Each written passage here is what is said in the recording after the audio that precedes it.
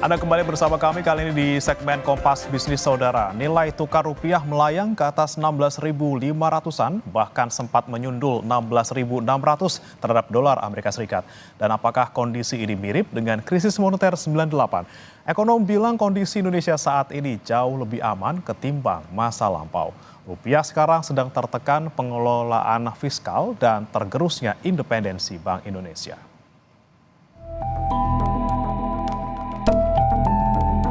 Menyusul pasar saham yang terpuruk pada 18 Maret 2025, sepekan kemudian nilai tukar rupiah ikut kedodoran dan menjadi salah satu mata uang berkinerja terburuk di Asia. Rupiah bahkan bergerak mendekati level 1998 saat Indonesia diterjang krisis moneter. Sebagai perbandingan, rupiah pada tahun 1998, tepatnya 22 Januari, menyentuh rekor terburuk di titik 17.000. Pada 17 Juni, rupiah masih melemah di level 16.900 per dolar Amerika Serikat.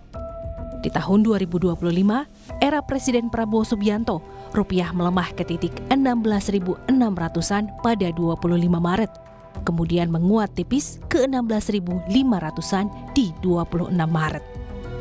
Meski rupiah terpuruk terhadap dolar, pemerintah mengklaim fundamental ekonomi saat ini berbeda dengan masa lampau atau 1998. Rupiah saat ini dalam kondisi jauh lebih aman. Ya, rupiah kan seperti biasa kan berfluktuasi, tetapi tentu kita lihat secara fundamental kuat. Kemudian juga kita lihat nanti secara jangka menengah dan panjang. Kita punya ekspor juga bagus, kita punya cadangan devisa juga kuat, neraca perdagangan bagus. Jadi dengan demikian fundamental kita bagus, plus kita kan sudah melaksanakan yang namanya devisa hasil ekspor. Jadi kita tidak tercorner ke depan. Sehingga dengan demikian nanti fundamental daripada devisa hasil ekspor juga akan memperkuat posisi rupiah. Namun ekonom punya pandangan yang kritis membaca pelemahan rupiah kali ini. Permasalahan fiskal adalah salah satu penyebab rupiah jatuh.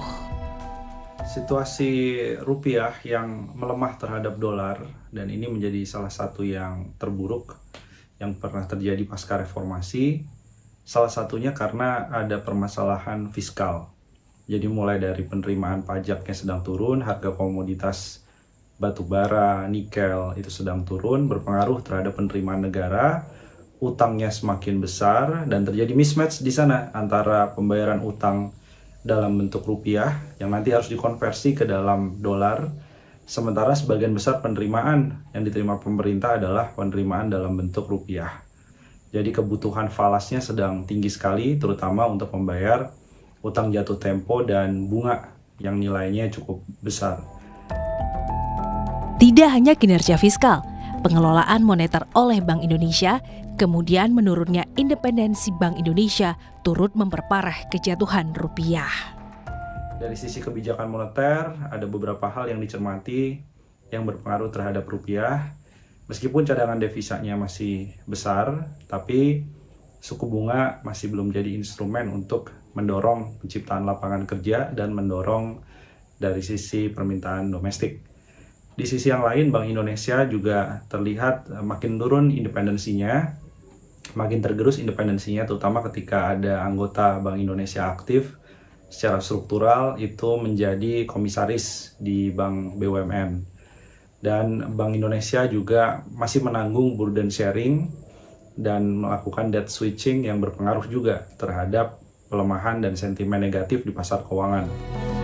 Kabar baiknya, pelemahan rupiah tahun 2025 hanya secara nominal yang mendekati level krisis tahun 1998, tetapi secara value jauh berbeda. Fundamental seperti cadangan devisa saat ini dan keterlibatan UMKM sebagai penyokong kekuatan ekonomi.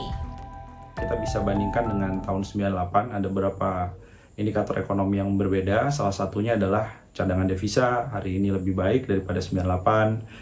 Kemudian dari sisi dominasi asing di surat berharga negara itu jauh lebih kecil dari tahun 98, yang artinya surat utang lebih didominasi oleh domestik, institusi domestik dan retail perorangan. Dan ini membuat kita tidak terlalu banyak mendapatkan shock apabila ada gejolak eksternal yang berlebihan. Di sisi yang lain juga UMKM bagaimanapun juga masih menjadi tulang punggung dan menguatkan perekonomian. Jadi berbeda dengan tahun 98, sebagian UMKM sekarang sudah masuk dalam digitalisasi, sudah memperkuat dengan lapangan kerja yang cukup banyak. Walau secara indikator ekonomi saat ini, Indonesia jauh lebih kuat ketimbang 98, tetapi pelemahan rupiah adalah hal serius. Masyarakat masih banyak mengandalkan bahan impor seperti tepung dan BBM. Jika rupiah kalah terhadap dolar Amerika Serikat, barang-barang di tangan konsumen pasti lebih mahal. Diah Megasari Anjaya, Tim Liputan Kompas TV, Jakarta.